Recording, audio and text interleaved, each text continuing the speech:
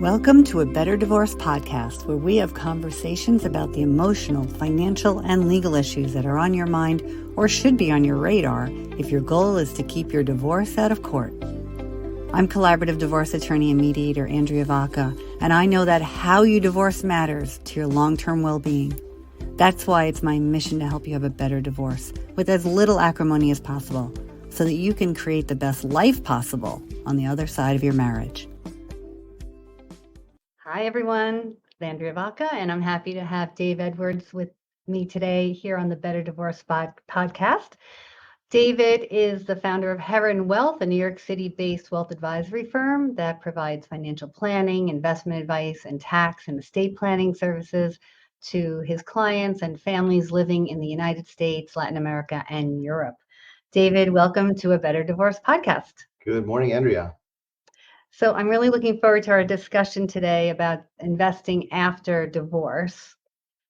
What I've seen, and I think we've both seen, is that many marriages, one partner takes the lead in investing during the marriage. And at the end of the marriage, the other partner doesn't really know what they've been spending, what they own, what they owe. They don't know how the money has been invested, and they don't know what's coming in, going out. And they now need long-term financial planning for the rest of their life. And they have assets and what to do with all that money, right? So I'm sure that you have many stories about clients that you've worked with who weren't financially sophisticated during the marriage, didn't really understand it all during the divorce, and now they have money to invest. So I don't know, any stories you can share that would help us understand, what you see and maybe what people should or shouldn't do and how they can be helped, after the marriage is over. Yeah, marriage is absolutely a partnership, and partnerships succeed when people divide up the tasks between themselves. So one person is the finance expert, one person is the childcare expert, one person is the health expert, one person is the vacation planner.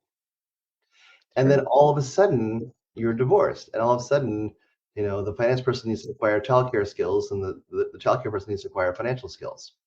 I'm going to tell a story of one of our clients. I'm going to disguise the names and places for obvious reasons. About 6 years ago, I got a phone call from a young man, and he said, "I'm not calling on behalf of myself. I'm calling on behalf of my mother, who's in a bit of a financial pickle." And I said, "Well, tell me the story."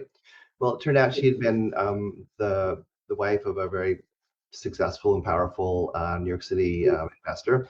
And when they had divorced 10 years earlier, she got a chunk of money and she got alimony. And 10 years had gone by and the alimony was coming to an end and all the settlement money was gone. And she was actually really approaching bankruptcy. It was a bad situation. So, so we brought her in for our first meeting, herself and her son. And I asked them to explain the whole situation. And they told me the whole story. And then I said, "Well, did you have any financial advisors along the way?" And she said, "Oh, absolutely. This guy sold me insurance. That guy sold me a house. Somebody else sold me something else." And I go, "Oh, yeah, I understand." Those weren't advisors. Those were salespeople. And salespeople, if they're in the business of selling hammers, every problem looks like a nail. So we did an inventory of her resources, and we found that she had a big insurance policy she didn't need, so we liquidated that. She also had a lot of real estate in New York and Florida and Pennsylvania. And so we went through a process of valuing that real estate, bringing in outside experts to liquidate the real estate, get rid of that cost, also free up some cash to live on. Now, there was one other asset that she had, which was kind of a ticklish asset. She co-owned a property with her ex-husband. And the ex-husband had no obligation to sell that property unless he wanted to. And she was the junior partner. She couldn't compel him. So I said, "All right, so this is your crown jewel. We're going to put this in a little drawer and see what we can do to get you out of this."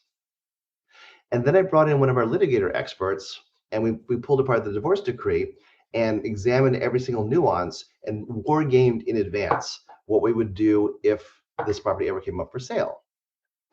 And then the investor guy got into a little financial trouble himself and called me up and said, "Hey, Dave, listen, I'd love to sell that property. What I want to do is give my ex-wife 20% and I'll keep the rest." And I go, "That's not what your divorce decree says."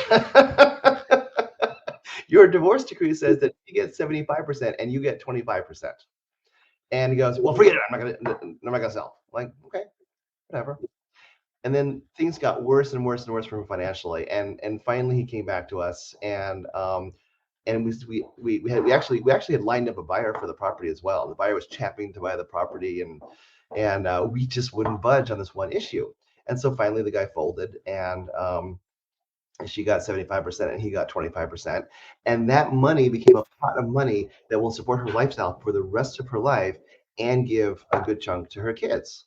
Amazing. And it's all because she had the right advisor with the right list of professionals to truly go big picture on her situation and come up with the best possible outcome. Right. Because when she came to you, she had nothing liquid. She had And, nothing liquid. She and was so borrowing money on credit cards just to pay her grocery bill.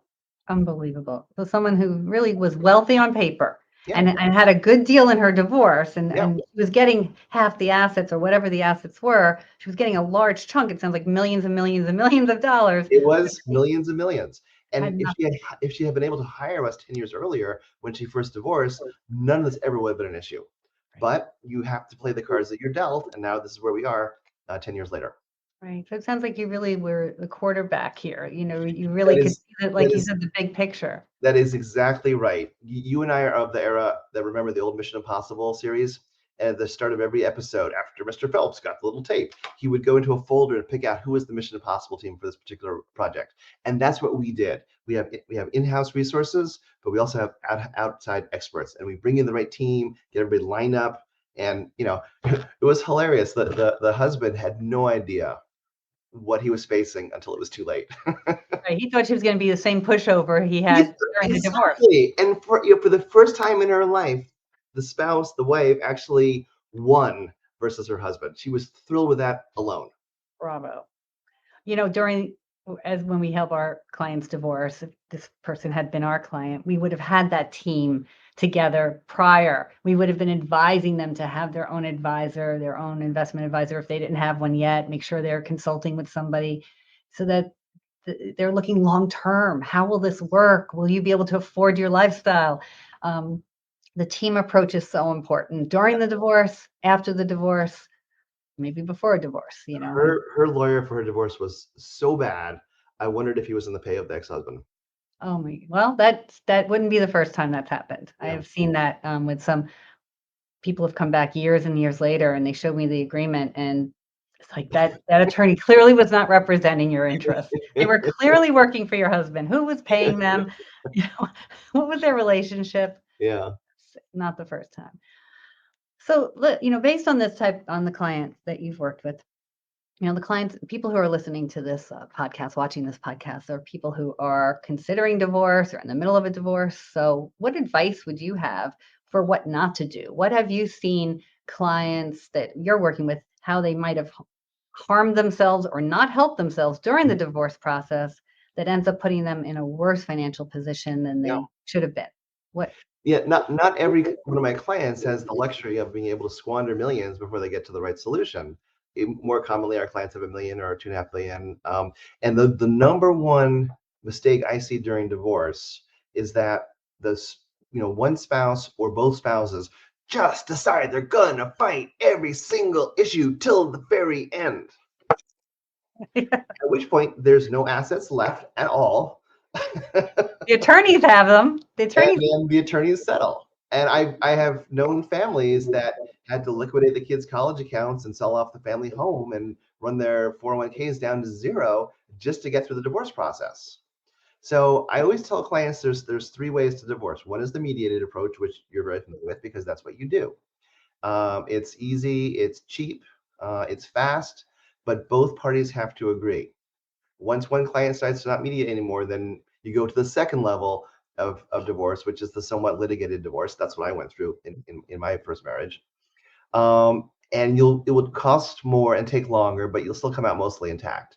The third level is that, never going to let this thing go until our financial resources are exhausted.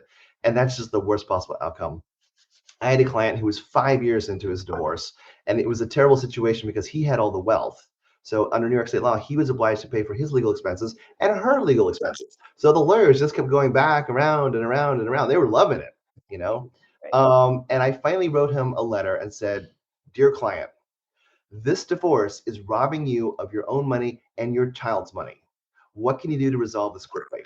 And he took that letter to the judge, and the judge said, "Settle this thing tomorrow." And it was done. 5 years, one letter, done. And that's, that's part of our work as wealth advisors is to, oh my God, we've been down this road before. In my case, I've been through the divorces of 25 clients plus my own, right? We've been down this road before. Here's what you can do to short circuit the process and save yourself some money. Right. So best piece of advice you have there is don't fight just for fighting's sake. Yeah. See where you have some room to negotiate. Yeah. We do mediate, as you mentioned. There's this other option though before mediate. If mediation is not the right process, and before the litigation, even if it's a fairly amicable litigation, is that collaborative process. Yeah. So Yeah. staying out of court, having attorneys that are both very settlement oriented, aren't going to, make um, just make this a fight because they're Yeah. benefiting. It's giving them money, and their kids are going to go to private school, Yep. even if you have to pull your private school funds out Yep. and send your kids to college. So um, that's always an option. Anything else that you've seen other than the unnecessary Yeah, fighting? that's the main thing.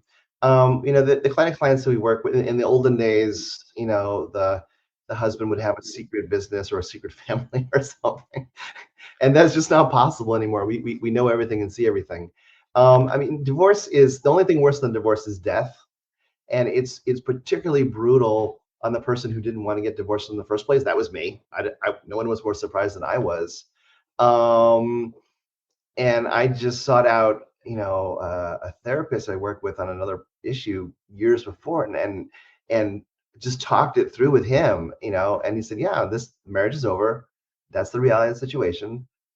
Can you, find it in your way to make it as painless as possible?" And I did, and Right. my outcome was terrific. I got custody of the kids and child support, Good. I know which was the infinite surprise of my ex-wife.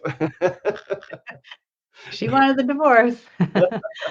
Yeah, accept, and that's another great tip, coming to the realization as soon as possible, dealing with your emotions, dealing with what just happened? I didn't know things were so bad, right? That we hear that a lot.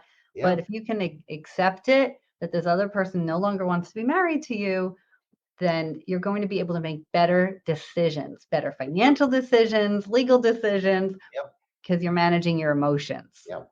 And there is good news. On the far side, life gets very interesting. I was married for 25 years, divorced at age 50. Well, now what? I'm 50 years old. I'm single. I'm financially well off. What can I do? Where can I go? And it was really entertaining. And now I'm happily remarried again. Yes, you are. I know you are. So let's see. So if somebody were listening to this and they were in the position where their spouse was kind of the person who had the relationship with their investment advisor, their wealth advisor, their bankers, whoever they helped them, and now they're looking for somebody new. Yep. They're looking for somebody to help advise them individually or invest their money. Yep. What do you do? Yep. How do you go about There, finding that person? Because there, there are so many of you out there. Like, that's for sure. But there is good news. Aside from our firm, there are a number of firms, particularly in New York City, that specialize in divorced women, particularly the divorced women that were not the financial people. And they're usually women-run firms with women staff and a much kinder, gentler way of dealing with financial affairs than most. We happen to have a number of divorcees among our clients because although I'm a hard-nosed numbers guy, I'm also very sympathetic to other people's problems. And then I've got other advisors here as well who are very sympathetic to someone in an uncomfortable situation and are willing to take the time to educate. Yeah, I always used to say that if if you wanted to build a house and you met with an architect and before you could say a word, the architect started rolling out blueprints, you'd be like, you're fired. You don't know if I want a colonial or a ranch or a Victorian or a 2-car garage or a 3-car garage or a putting green or a pool. You don't know anything about me. How come you're showing me blueprints? And Right. it's the same reaction I get when I hear someone says, "Oh, you're divorced. You should look at our ETF strategy, or you should look at um, our annuity strategy, or you should look at our opportunity zone strategy." Well, that's the solution before we even know what the problem is. So basically, look for firms that specialize in divorcees. Look for firms like ours, which have killer Google reviews. I think we're the highest ranked firm in New York City based on Google reviews because we've significantly transformed families' lives for the better, not just divorcees, but other families moving up through the stages of life. Right. So what do you do at that first meeting that would set you apart? And I want to just be clear, it's not always the woman who isn't the financially savvy person, That is or partner. absolutely correct. We That is have, absolutely we have, correct.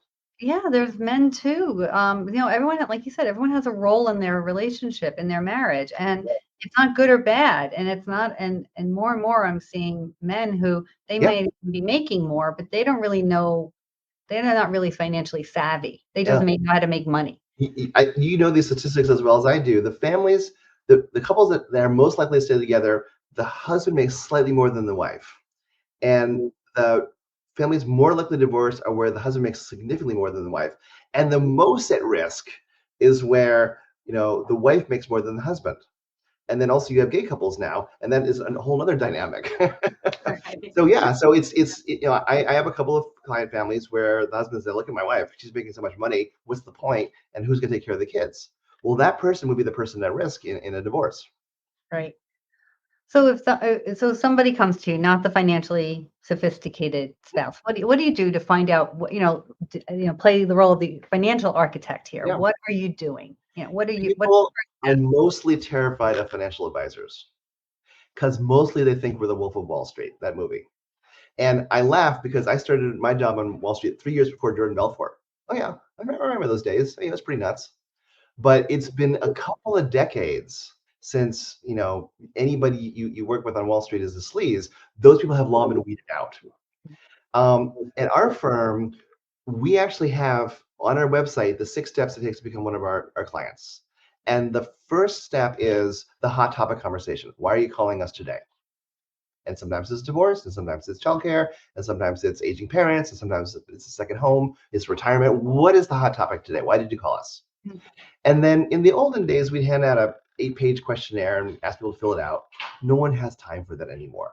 True. So in the course of that hot topic conversation, we'll get as much basic information as we can, type into our computer, kind of like when you go for your annual physical, the doctor's just typing stuff right into the computer or the RN. And that's what we call the base case plan. What do we know so far? Might be 80% of the available data. And then a few weeks later, we'll take the client through the first review and we'll show them what we've learned about them, show them our technology, show them that we've heard them, so important, and also show them they can start asking what if questions already. Like, well, what if I'm getting $20,000 a month in alimony and the apartment I want to get is $10,000 a month? Can I afford that apartment? Maybe, maybe not, right? If that's your only income, 20,000, then you have a problem. If that's 20,000 on top of your 6-figure salary as a law partner, well, then it's fine, And we can, most people can't imagine more than 6 months into the future. We can show people 5 years, 10 years, 30 years into the future. So that's what we call the first review conversation. That's part 6. If someone says that they want to hire us at that point, and usually they do, we say, great, awesome. We have a 14-page advisory agreement. It's plain English. You can cancel it at any time. But this conversation is creating rights and responsibilities on both sides. We need you to know exactly what we mean by financial planning, investing, tax planning, estate planning. We need to see all these disclosures. If you sign that, great. We'll go on to the next step where we actually go through a process of clarifying and simplifying someone's financial life. People have accounts all over the place, a little 401k they forgot about, 7 checking accounts for some reason. We go through a process of clarifying and consolidating and getting into a few accounts as possible where each account has a specific purpose. This is my checking account for my monthly expenses. This is my retirement account that I won't be touching for 20 years. This is the account I need for my kids' college in 5 years. And we assign each account its own purpose and its own investment strategy. And then we complete the onboarding process, update the financial plan, and then schedule the 3-month, 6-month, 12-month check-in, and then do it all over again next year, usually every year. But what I like most about our technology these days is that our financial plan is continuously updated with live data. So in the olden days, we'd have to go back to spreadsheets and update tons of stuff by hand before we can answer a question. And these days, people can call us whenever they feel like it. Like a client called me 10 minutes ago. He needs money for his tax bill this year. Yeah, click, click, click, click, go. Here's your answer. Uh, People do not have time anymore for long, complicated explanations. They just want their problem solved. right, right. So it sounds like you're not giving any advice about what to do until they retain you. So that first meeting is really about them and what you're seeing and what you're identifying and talking about their concerns and why you can see why they're concerned, or maybe that they don't need to be concerned in that moment. It could go either way. Correct. But The, then what to the do. financial plan leads the investment plan. The Okay, investment plan cannot be done until the financial plan is done. right. So anyone trying to sell those annuities or insurance policies or, certain. And annuities have their purpose. Sure. And if we think it's appropriate, we'll loop in an annuity salesperson. But But before you we're know, hiring the annuity person, not the client. right, before you know what the need is and what the Yep. concerns are. Okay. All right. So, are there any like common fears that you hear, from people after divorce, that,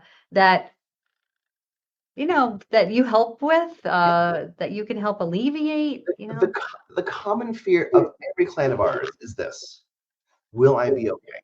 Mhm. And I totally get it. Being a financial planner, being an investment expert is not a skill that we learn in high school. Frankly, it's a skill that most people never touch. And so, where things are super obvious to me for the next 30 years, because I've been doing this for 45 years, it's not obvious to the average person. And what I love the most about my job is taking fear and converting it into joy. Because before I was afraid I would run out of money and be homeless. And now I'm joyful because I know I'm going to be okay. I'm going to be able to travel in retirement. I can leave money for my kids. Everything's going to be fine. Fear to joy. Oh, I love that image, from fear to joy, and what you can do with that. Yeah. That vacation now you can take. Yeah. You know, the the the life that you can live, the apartment you can live in, the home, whatever it is, Yeah. to not live in fear. My favorite concluding question at the end of every client meeting is, how do you feel right now? And if the client says, I feel great, then I know I've succeeded. And if they feel uncertain, I go, okay, well, we're not done yet. We're going to keep going until you feel great. Right. You're not gonna just cross your fingers and think you did your job and you hurt and that, you're doing everything you can do, but they might not still be there yet. So, No. I mean, the make other thing that's nice is that, when you see your accountant, it's once a year. When you see your divorce attorney, it's hopefully once in a lifetime, maybe twice, maybe 3 times if you're bad at it. Your financial advisor is going to be there for every critical money decision you make for the next 30 years. And for us now, we've gone from working with matriarchs and patriarchs to their adult children in their 50s. Now we're working with the third generation of wealth. And two of my clients that are 30 years old had their first children this year. Like, oh my God, I remember even you were only like 5 years old. How can you possibly have a baby? Oh, Oh my goodness. So what any advice you have for those people that are just getting married and having children, as long as prenup. You need a pre prenup. prenup. And most of your clients getting prenups these days? What They are are. you seeing? They are. I Back in 1989, my first wife and I, we had a prenup, and that was because I was marrying into a very wealthy family, and I had no illusions about how much pain and suffering I'd face if we ever divorced. Exactly what happened. But that prenup kept my business to me, her business to her, my real estate to me, her real estate to her. We didn't even have a joint checking account. So the only topic of conversation was custody of the kids and child support. And that was resolved pretty quickly. We were done in about 9 months, which, as you know, in New York City is pretty fast. But I mean, most, these days, our families, when they do get married, they're already into their mid 30s, even their 40s. And they already have professional careers behind them, and they've got accumulated assets, 401ks. You need to separate those assets out, declare them as premarital assets. and then also intellectual property, right? Someone Yep. happens to be a playwright or someone happens to be a patent holder. We need to define that. And whenever the clients rebel and say, "Oh my God, this is so unromantic," I go, "It's totally unromantic." You know what else is not romantic? Marriage. Marriage is not about love. It's about a business partnership. You're going to get married. You're going to have assets. You're going to have children. You're going to have property. All right. You would never launch into any other business partnership without some paperwork. Same thing here. Don't take it personally. Now, we Absolutely. do have a situation sometimes where one person is like, "Oh yeah, I'm a hedge fund guy and I'm all about prenups." And the other person is, "Well, I am first generation going to college and I'm terrified of this prenup thing." Um, and so then you have to counsel them a fair bit and tell them, "Here's how it works. This is the process." Oh, hey, audience, Andrea did my prenup for my second marriage. I did. I did.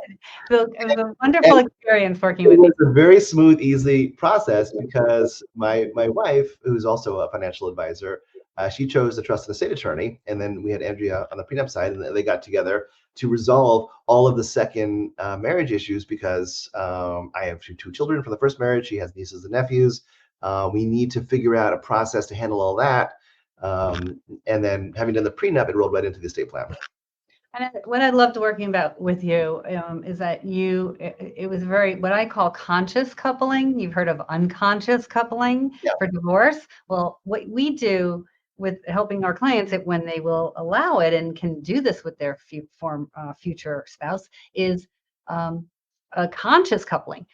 I gave you advice. We talked about your concerns, about what your goals were, what your fiance's goals were. Mhm. And then you would have conversations with her Yeah. and you two would get on as much of the same page, let the attorneys know where there were some sticky areas, what you Mhm. needed advice on. And it was so nice to work with the two of you. It was like just this very a team approach, really, the four of us Yeah, working. it absolutely was. We were building a house, Yes. and you guys were the architects. Yeah, it was nice. The So the night the nightmare scenario is when, the one spouse gets a prenup 3 weeks before the wedding from the other spouse, and it's 600 pages long. Okay, fail automatically. That prenup is automatically invalid. But I actually knew a situation where the bride called off the wedding. She's like, "Oh my gosh, you're gonna treat me this shabbily before we even get married. Pff, I'm out." yeah, we've seen it So, happen. do Like not treat that prenup, future husbands as wives, as some sort of combative thing. It's gotta be a partnership. don't do that. Right.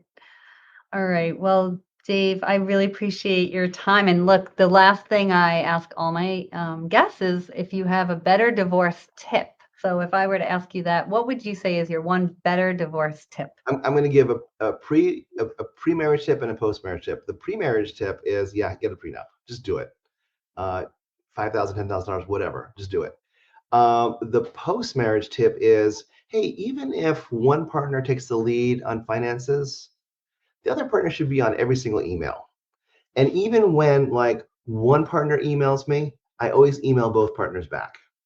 And I mean, because the worst case scenario for me is that one partner feels like I'm ganging up against him or her against, and supporting the other partner.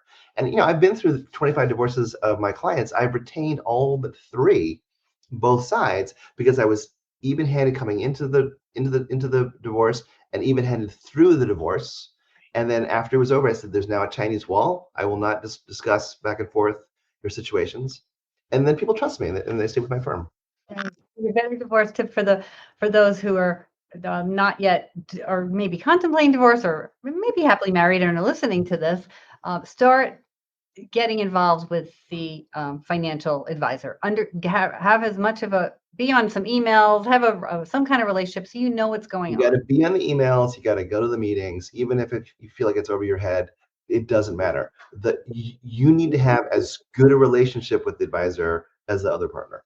Right, right. So you can be as well informed as possible and create your own new financial future. Correct. Great. Well, thank you so much, David, for joining me today. Oh, pleasure. What's the best way to reach you? David Edwards. Um, and then the website is Heron, Heron, wealth.com. And my direct line is 347-580-5288. Wonderful. Thank you. Well, this has been another episode of A Better Divorce podcast. Thank you for tuning in, and we'll catch you on the next episode. You've been tuning in to another episode of A Better Divorce podcast with Andrea Vacca. Thank you for subscribing, leaving your positive comments and reviews, and sharing the show with others. You can watch episodes at vaccalaw.com, YouTube, LinkedIn, and Facebook. And you can listen through Apple Podcasts, Spotify, Google Podcasts, and more. Bye for now, and remember, you can have a better divorce.